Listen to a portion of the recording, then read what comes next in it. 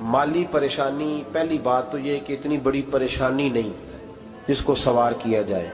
आयत पढ़ूंगा कुरान पाक की, और मेरा ख्याल है कि बहुत सारी परेशानियां तो कुरान मजीद के लफ्ज़ों से दूर हो जाएंगी। सूरह हूद है, उसकी आयत नंबर 6 है, 12वें सिपारे की पहली आयत है। क्या अंदाज है, और मेरे रब का कितना मन मोह लेने वाला और दिल को छू लेने वाला अंदाज है।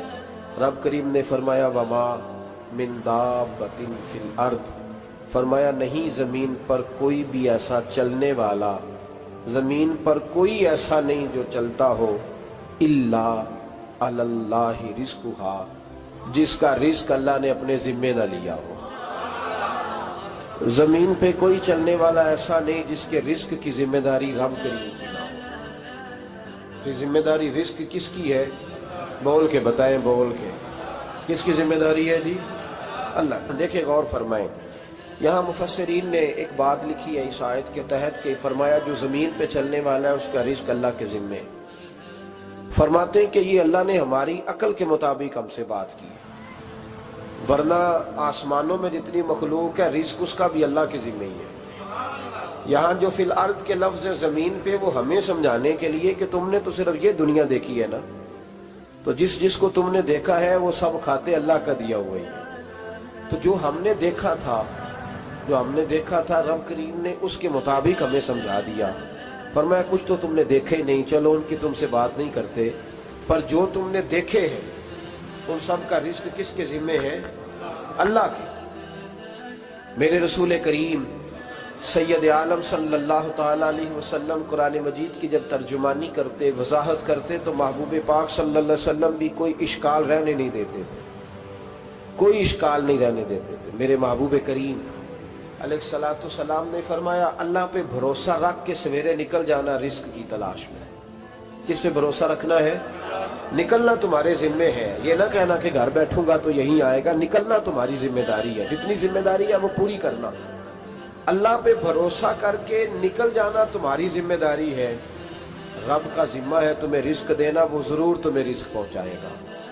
या रसूल अल्लाह सल्लल्लाहु अलैहि वसल्लम किस तरह पहुंचेगा? तो जरा हुजूर के लफ्जों का हुस्न भी देखिए। नबी पाक सल्लल्लाहु अलैहि वसल्लम ने फरमाया जिस तरह मौत तुम्हें ढूंढ लेती है ना कि तुम कहाँ मौजूद हो, जब वक्त आता है तो इंसान पाकिस्तान में हो तब भी आ जाता है, जद्दा में हो तब भी आ जाता है, मक्का में हो या मदीना तैयबा में, वक्त फिर भी आ जाता है। फरमाया जिस तरह मौत तुम जहां भी हो तुम तक पहुंच जाती है ना, इस तरह तुम्हारा रिज़्क भी तुम जहां मौजूद होते हो अल्लाह वहां पहुंचा देता है, पहुंचा देता है। तो या रसूल अल्लाह सल्लल्लाहु अलैहि वसल्लम किस अंदाज में? तो फरमाया निकल जाना तुम्हारी जिम्मेदारी है। फरमाया सवेरे परिंदे भी निकल जाते हैं और शाम को जब लौटते हैं तो अल्लाह उन्हें पेट भर के रोजी अता फरमाता है। हालांकि उनको नहीं पता होता हमारा कारखाना कहाँ है, हमने कहाँ जाके मजदूरी करनी है। उनको नहीं पता होता कि हमारा दफ्तर कहाँ है, हमने किस ऑफिस में बैठना है। उनको नहीं पता होता कि हमने कहाँ जाके माल खरीदना है और कहाँ से हमने फिर उसको दोबारा बेचना है। उन्हें खबर नहीं होती। अल्लाह पे भरोसा करके निकल जाते हैं। निकलना तो तेरे जिम्मे है कि नहीं? फरमाया वो तू ड्यूटी कर, शाम को अल्लाह जो रब परिंदों को रोजी देता है वो तुझे भी अता फरमाएगा। मैं कहता हूँ सोच कितनी कमजोर है उस आदमी की जो कहता है कैसे मिलेगा।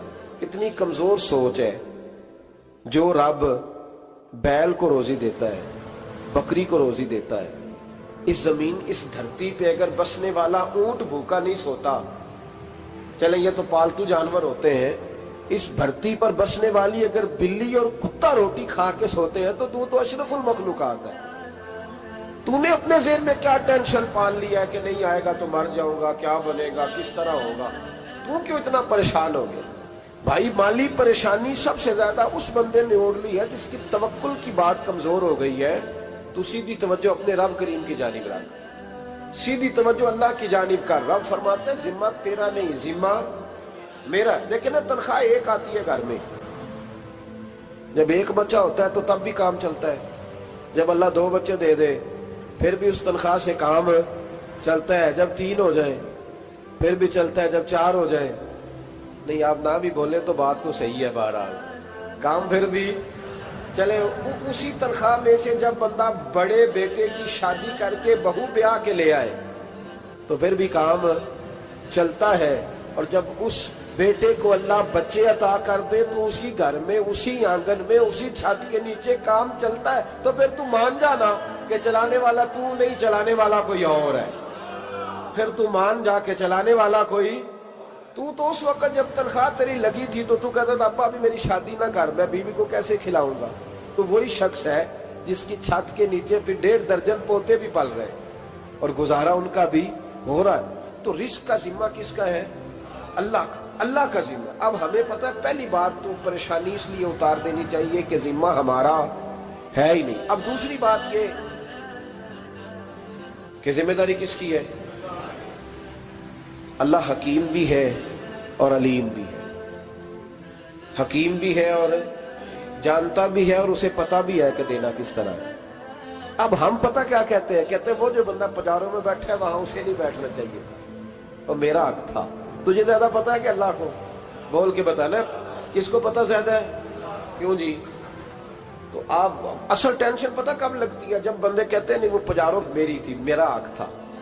وہ جب گزرتی ہے نا پاس سے مہران کے تو مہران والا ٹینشن بڑی لیتا ہے، حالانکہ اللہ کو زیادہ پتہ ہے کہ وہ حق۔ ایک بات اپنے ذہن میں یاد رکھ لیں، رٹ لیں کہ جو میرے لیے بہتر تھا میرے رب نے مجھے دے دیا، تو بات ختم ہو گئی۔ بس وصل اچھا ہے نہ فراق اچھا ہے، یار جس حال میں رکھے وہی حال اچھا ہے۔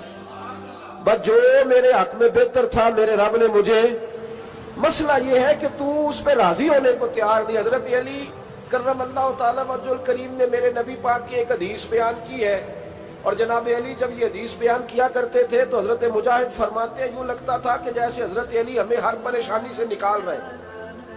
مولا علی شیر خدا رضی اللہ تعالیٰ عنہ فرماتے ہیں کہ مجھے میرے نبی پاک صلی اللہ علیہ وسلم نے ایک طریقہ دیا تھا ٹینشن فری ہونے کا۔ آپ فرماتے ہیں مجھے تو بڑا راس آیا ہے، تم بھی اگر کر لو گے تو تمہیں بھی فائدہ دے گا۔ کہا وہ کیا؟ حضرت علی کہنے لگے محبوب علیہ السلام نے فرمایا تھا لوگوں تم اللہ کے دیے ہوئے تھوڑے رزق پہ راضی ہو جاؤ، وہ تمہاری تھوڑی عبادت سے تم سے راضی ہو جایا کرو۔ بس تم 2 نفل بھی پڑھو گے تو اللہ راضی ہو جائے گا، تم 1 رکوع بھی سویرے اٹھ کے پڑھو گے تو وہ راضی ہو جائے گا، وہ تمہارے 313 درود شریف سے راضی ہو جائے گا، تم اس کے دیے ہوئے تھوڑے رزق سے راضی ہو جاؤ۔ ٹینشن اس لیے ہوتی ہے کہ ہم راضی نہیں جو اس نے ہمیں دیا ہے۔ وہ حال میں مزید کی جو دوڑ ہے نا، حال میں مزید کی، بے قدرہ کچھ قدر نہ جاتی، کیتی خوب تسلی ہو، دنیا دار پجاری زردے، کتیاں دے گل ٹلی ہو، بک بک روشن اکھیاں تکیو ویک حویلی کلی ہو، تے کوچ نصیر اساں جد کیتی پہ جانی تھر تھلی ہو۔